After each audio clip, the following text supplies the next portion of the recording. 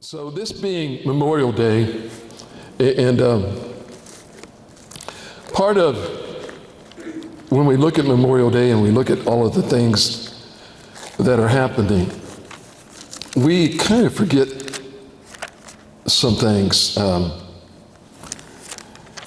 And one is, we always remember those people who gave their life.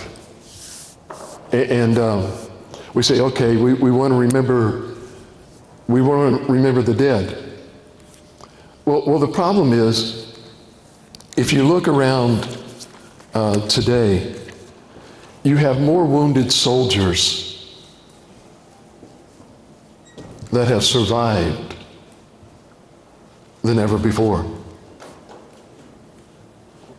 It's not unusual to see veterans with artificial legs, arms, hands, some in wheelchairs where they didn't have enough leg to put a prosthesis on, or not enough of an arm to put a prosthesis on.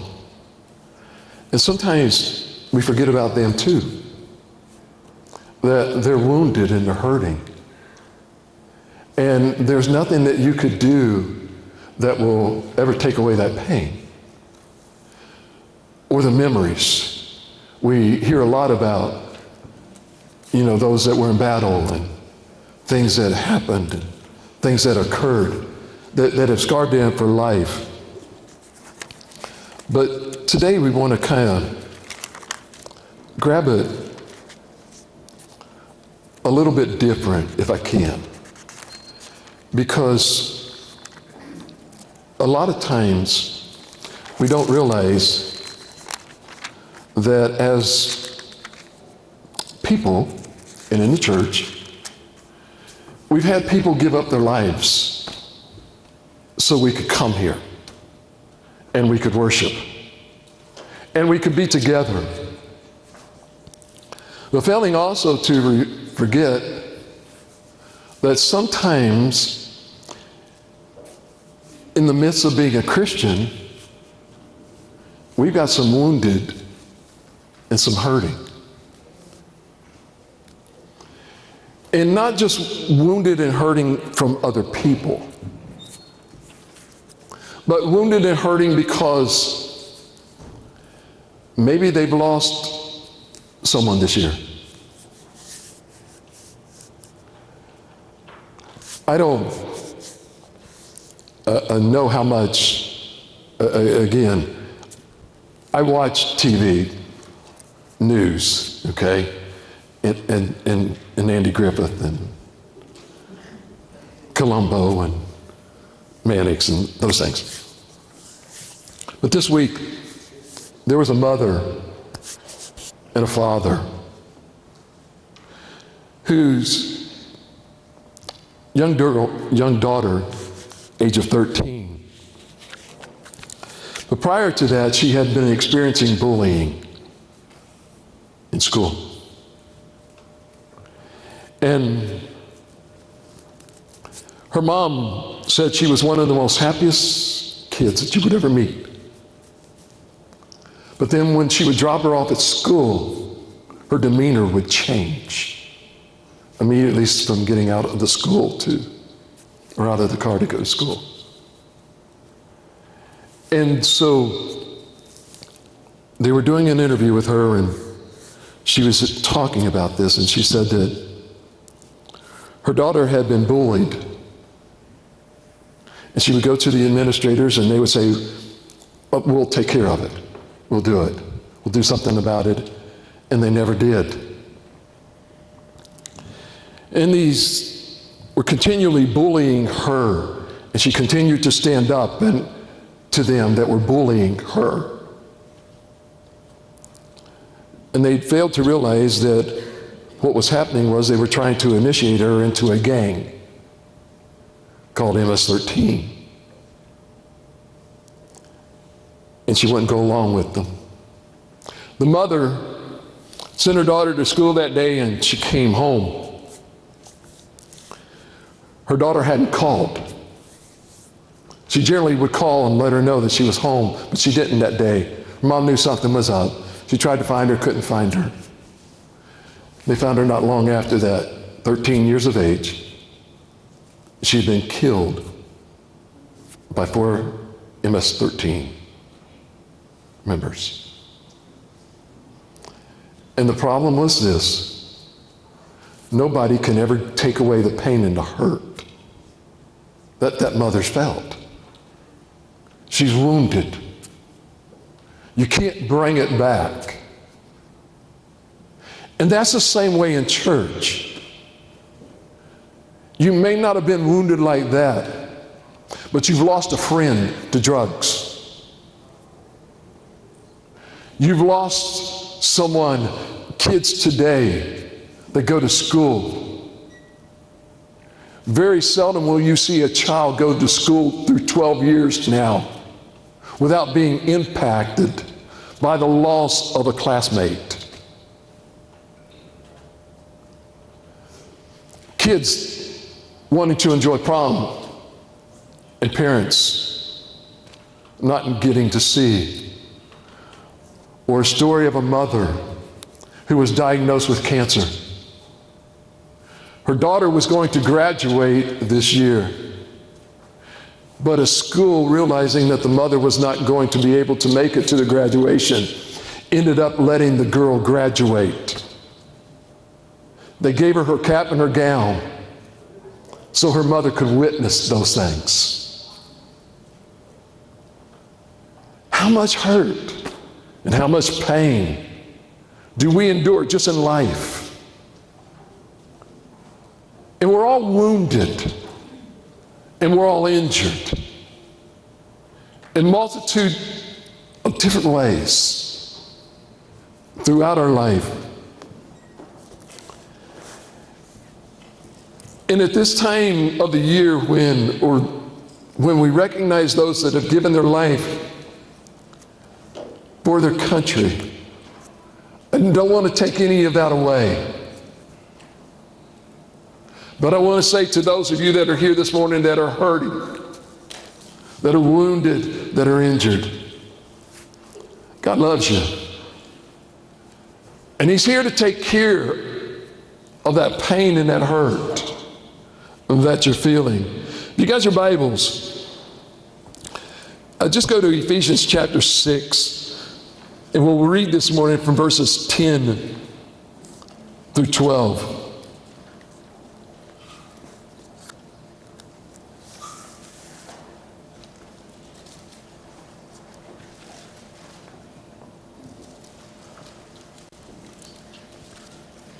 He says this: "Finally, be strengthened by the Lord and by His vast strength.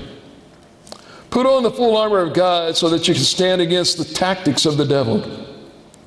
For our battle is not against flesh and blood," he says, "but against the rulers, against the authorities, against the world powers of this darkness, against the spiritual forces of evil," he says, "in the heavens."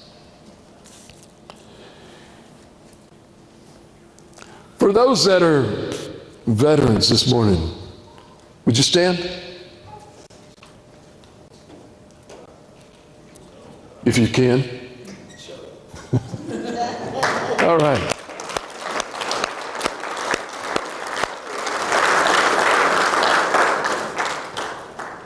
Now it's hard to sit back down.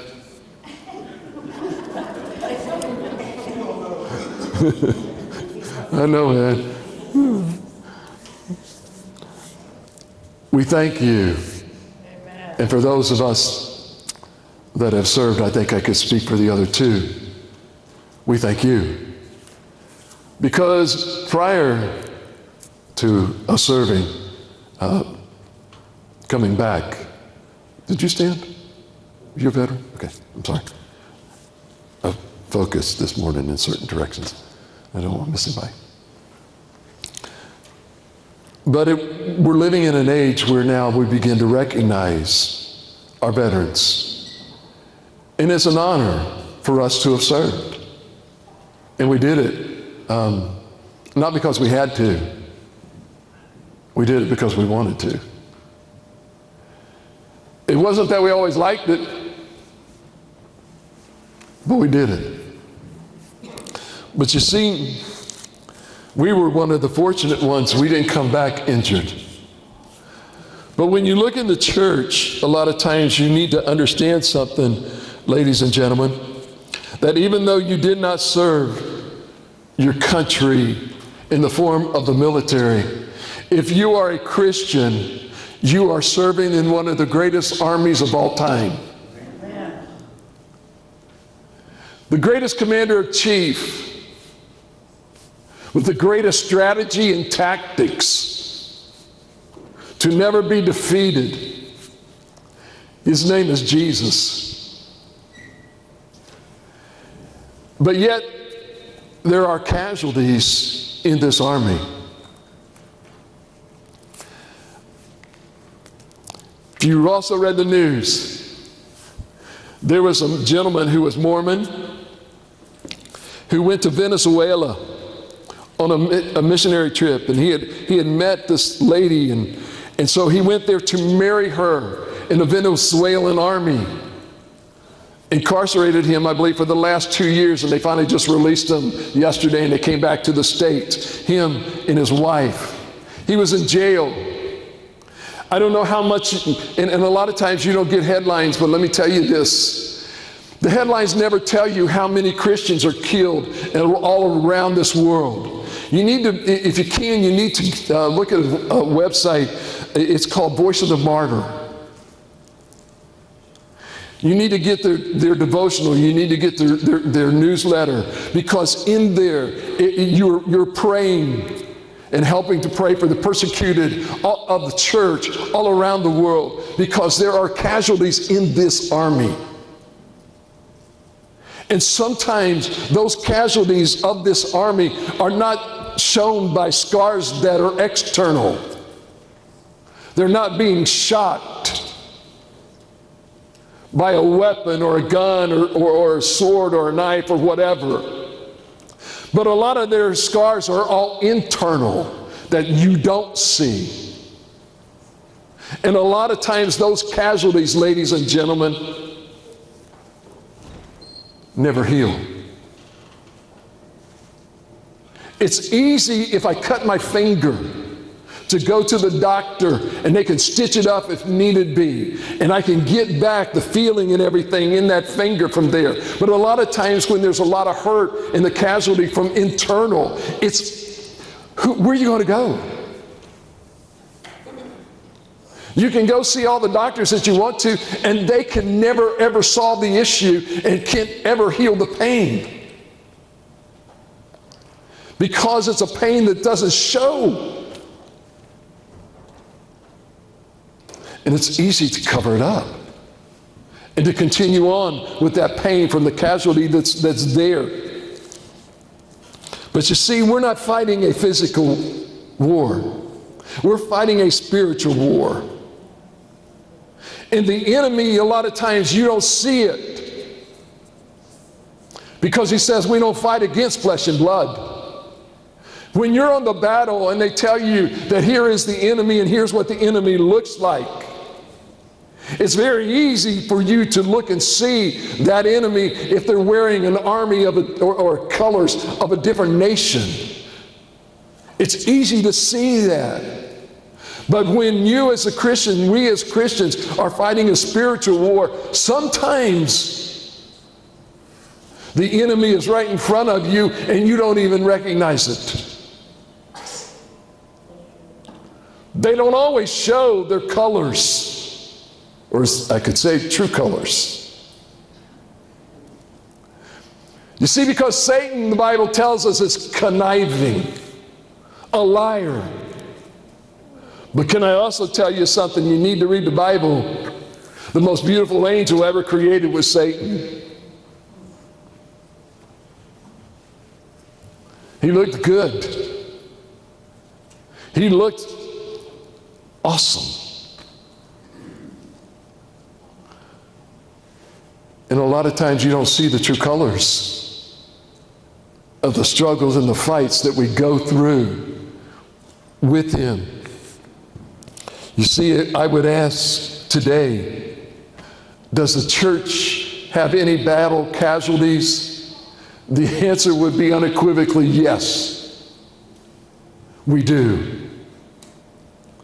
Every day. And you may be a casualty this morning, and I don't know. You got it covered up, it's not showing. Because maybe it's not bleeding on the outside. But oh God, how they're bleeding on the inside. And how they're hurting with everything that's there. You see, a lot of times we need to know that there are 4 casualties that God's army is experiencing right now. The first one is found over in the book of Luke, chapter 8. And in Luke chapter 8, actually verses 4 through 15, there were a lot of women, and they were doing a lot of support of the work of Christ. And then when you look at it, it says in prior to verse number 4, it talks about the 12 were with him, and also some women who had been healed of evil spirits and sicknesses. Mary, called Magdalene, who had 7 demons, had come out of her. Joanna, the wife of Chuza, Herod's steward. Susanna, if you remember who Herod was, and Susanna and many others who were supporting them from their possessions. And then he began to start talking about in some parables. And in the parables, he started talking about the parable of the sower, and talking about the seed, following it in the different types of soil and what would happen. And then Jesus began to start explaining that parable. You see, because what happened was they had all promised allegiance to Jesus, to his commandment, his commission, his kingdom. And they were being taught these things. But what we find is that Jesus didn't hand out a couple of tracts, and he didn't zap them with a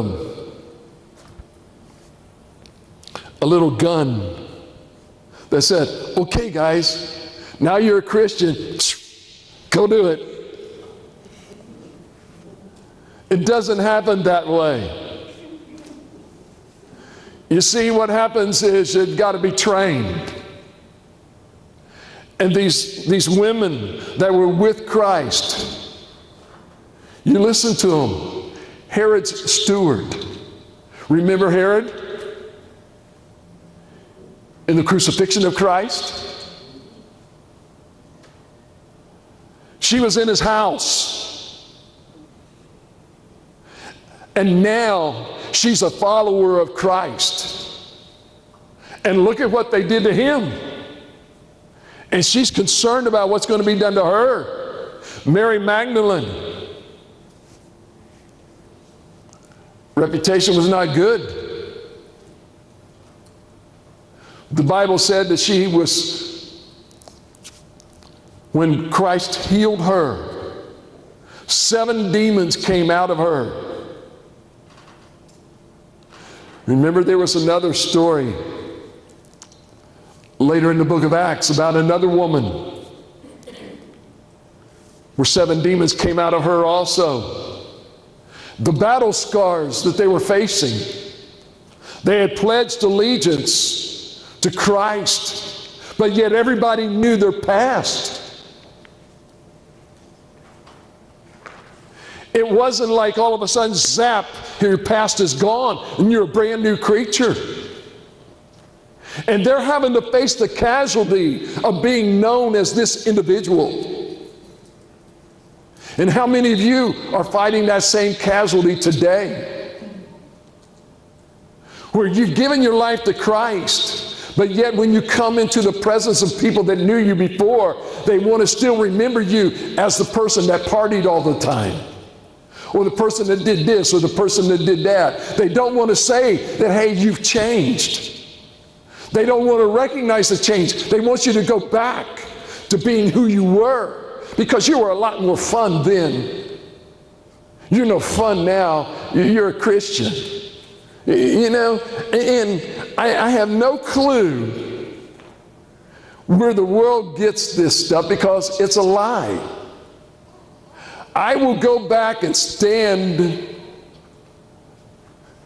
on the promise that I believe is absolute truth, that if anybody wants to know how to throw a party, you need to talk to God. I believe He is the person who knows how to throw the best party for everybody to have fun.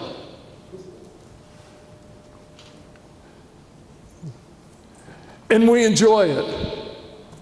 It is awesome to understand that when the day I got saved, my Creator stood up and threw a party in the presence of the angels, welcoming me into His family. And I don't get a birthday party every year. May I say to you all, I get a birthday party every second of my day.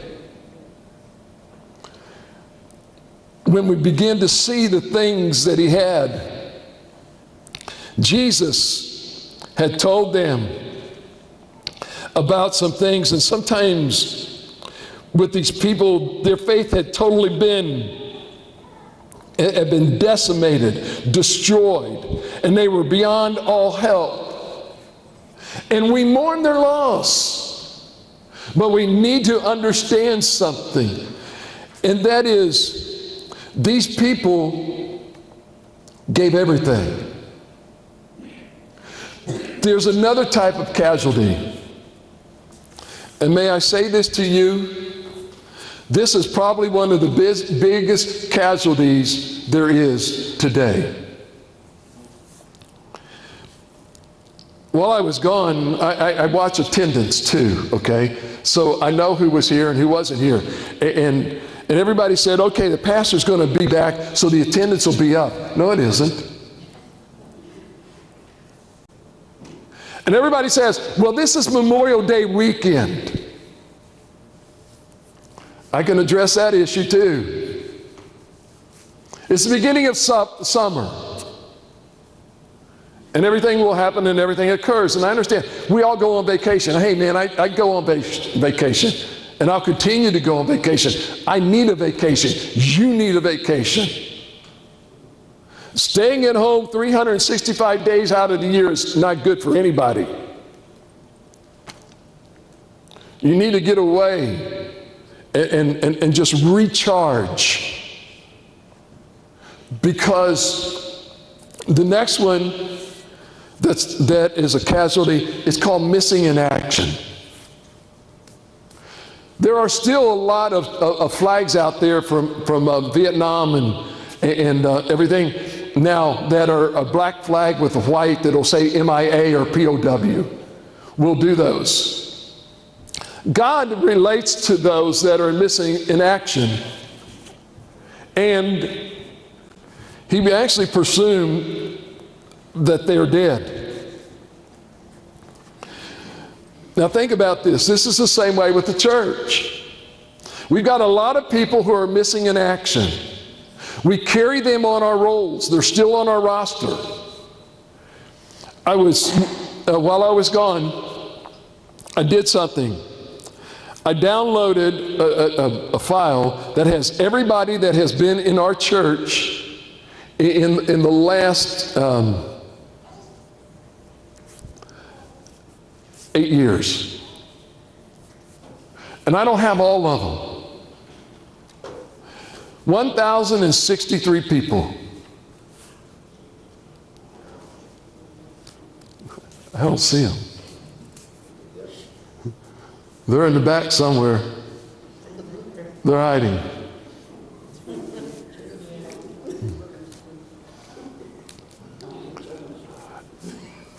But yet you'll continue to carry them on the roster, but they're not here.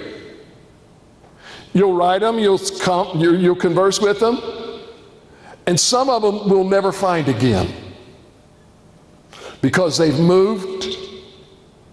And it's amazing because some would come to church and 2 weeks later they've moved somewhere and we can never get in touch with them ever again. And nobody knows where they're at. They are missing in action and they are POWs.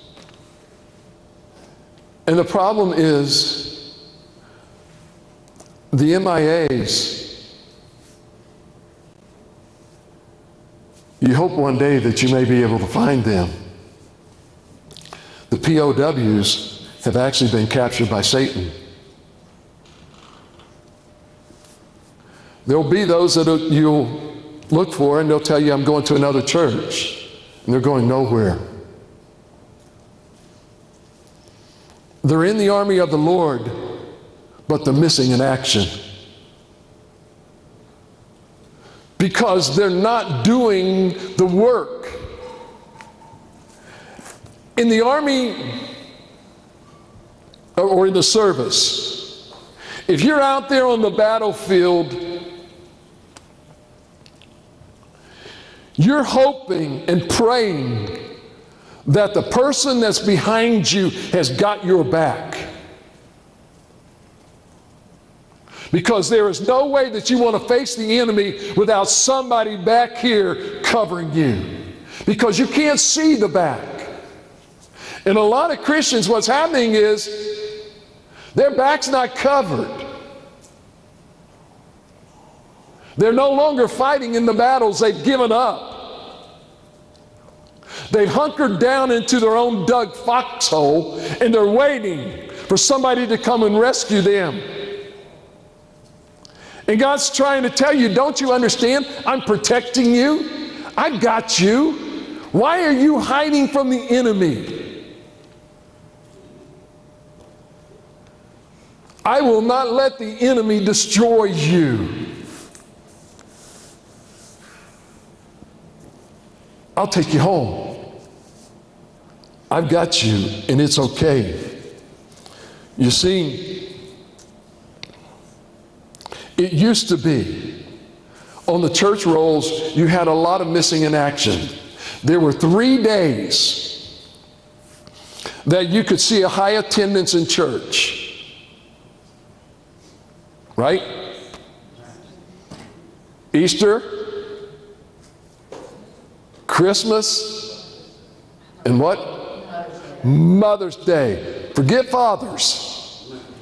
But everybody will be in church for mom. Okay? Dad, sorry dude, I love you, but you know. Those 3 days. Do you know what the biggest attended day in church is today?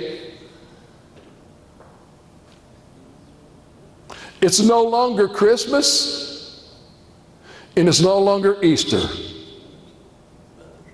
Mother's Day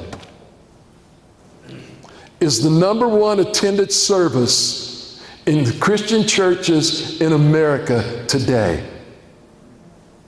No longer Christmas and Easter. Now, I'm not saying don't love your mother. And that's all right to love your mother. But man, there's something wrong when we've started loving our mother more than we love our Lord. we've forgotten something.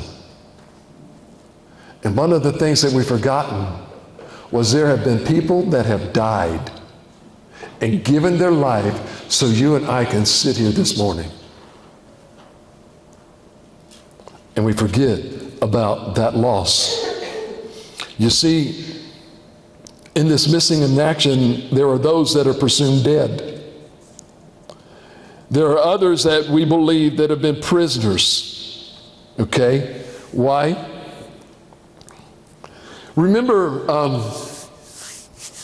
a couple of years ago, there was a young man by the name of Berdahl was his last name. And he deserted his post. It was picked up by the Iraqi, was it Iraq or Afghanistan? Afghan? Okay, by the Afghans. It was held up with the Afghans for, I think, 2 or 3 years. And finally, they said he was a prisoner of war. And there's a debate about whether he was or not, and that's not the point. The point is this: there are people that desert their post. And when they desert their post, they're captured by the enemy. And there are casualties in the church where there are people that have deserted their post. And they're captured by the enemy. They're wondering why their life is a mess. They're wondering why everything is going wrong. Now, I can't say that when you serve God, everything is going to go right. That's not what I'm saying. But what I am saying is this: that God has given you a promise that if you are a child of His, called according to His purpose, and you are doing His will, that no matter what besets you and what goes wrong in your life, that God will do something to turn that thing out to the good. It may not be your good, but it will be His good. But too many times we want it to be my good. And God's saying, we ain't working on your level. We're working on mine. You got a glimpse of the picture. I see the whole thing. You got a piece of the puzzle. I know how it all fits together. And I will tell you that whatever you are facing, it will be okay. He says, trust me. Dad is hard when you're there. But you see, whether they are a prisoner of war, an MIA, the results are the same. They've laid down their armor, they've laid down their weapons, and now we as a church mourn their loss. And we do. And then there's the missing in action that we don't even know what became of them. Again, they're still on the roster. No one's seen them for a long time. There's been no report of them from the enemy. And sometimes no one from the church even knows where they're at. They haven't reported in, and they continue to go their way. And then what ends up happening is you ask the question, well, do you mark them off the roster?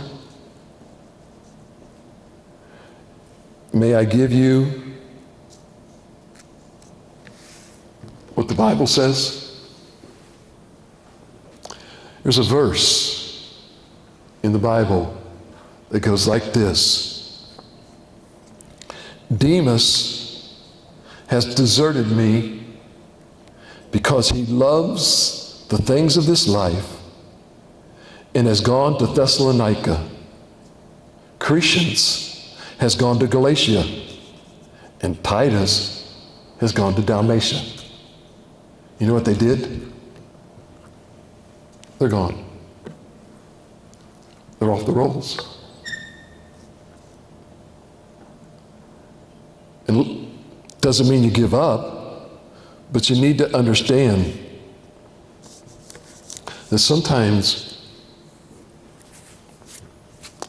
Maybe we need to go looking for the 99.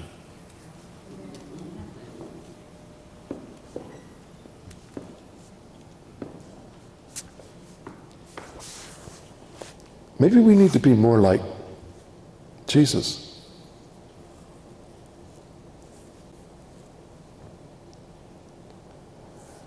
Let me just ask you a simple question.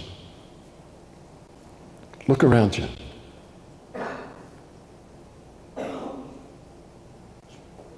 How long have you been here? I'm not talking about this morning, okay? But I'm talking about a few months, a few years. You see somebody that you know that used to be here? Have you ever gone looking for them? Well, Pastor, that's your job. No, it's not. I can't look for everybody.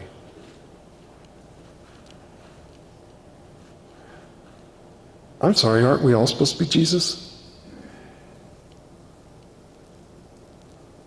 Or is it only the pastor that's Jesus in the church? No, I don't think so.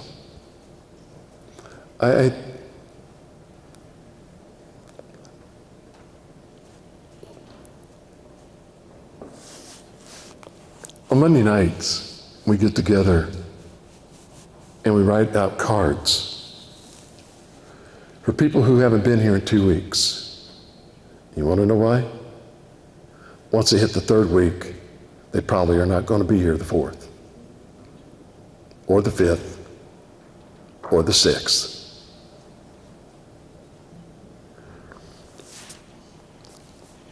I could show you a little thing. I could show you where we took and wrote a card to somebody that hadn't been here in 2 weeks. And I can show you the attendance sheet that shows that they were back the next Sunday. Why? Because somebody took the time out to write a note that said, hey, you're missing in action. Do we need to come get you? No, I'll be back. Don't come. But so many times we forget and we don't. And how many of them do we know? What's their casualties? Hello, this is Pastor Chuck Cotton from Calvary Baptist Church.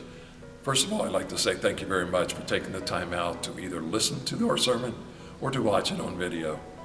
We are grateful that you've actually taken the time and hope and pray that it has been a blessing to you as it was to us as we delivered it to our congregation.